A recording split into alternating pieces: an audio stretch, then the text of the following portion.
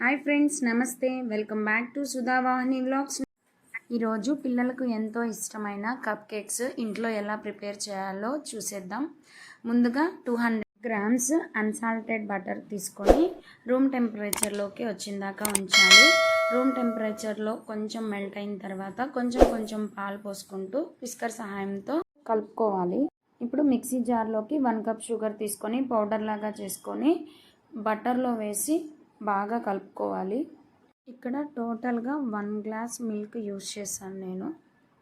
మధ్యలో కొంచెం పాలు పోసుకుంటూ ఉండాలి. ఇప్పుడు ఏ కప్తో అయితే షుగర్ తీసుకున్నామో అదే కప్తో 2 కప్స్ మైదా తీసుకొని జల్లించుకోవాలి.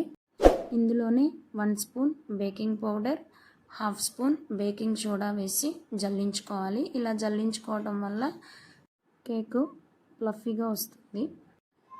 మధ్యలో పాలు పోసుకుంటూ లమ్స్ లేకుండా కట్ అండ్ ఫోల్డ్ మెథడ్లో కలుపుకోవాలి.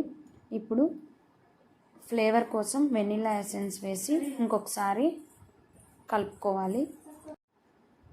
ఇందులోనే డ్రై ఫ్రూట్స్ పౌడర్ వేసుకున్నాను. మీ దగ్గర ఏ డ్రై ఫ్రూట్స్ ఉంటే ఆ డ్రై ఫ్రూట్స్ వేసుకోవచ్చు. వేసుకొని లమ్స్ లేకుండా కొంచెం పాలు కలుపుకుంటూ వీడియోలో చూపించిన విధంగా బ్యాటర్ని ప్రిపేర్ చేసుకుంటాను.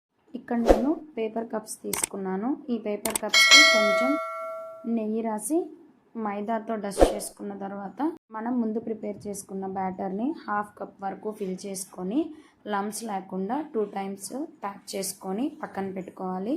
ఇప్పుడు ముందుగా ప్రీహీట్ చేసుకు ప్యాన్లో మనం ప్రిపేర్ చేసుకున్న కప్ కేక్స్ పెట్టి 30 to 35 మినిట్స్ వరకు బేక్ చేసుకుంటాం. 35 మినిట్స్ తర్వాత ఒక టూత్పిక్ తీసుకొని మనం ప్రెస్ చేస్తే కేక్ లోపల టూత్పిక్కి కనుక ఏమీ అంటుకోకపోతే మన కప్ కేక్స్ రెడీ అయిపోయినట్లే. ఒక 15 మినిట్స్ చల్లార్చిన తర్వాత ఎడ్జెస్ని నైఫ్తో అని పైనుంచి ఒకసారి ట్యాప్ చేస్తే పిల్లలకు ఎంతో ఇష్టమైన కప్ కేక్స్ రెడీ. చాలా స్టఫీగా వచ్చాయి. ఒకసారి మీరు కూడా ట్రై చేయండి.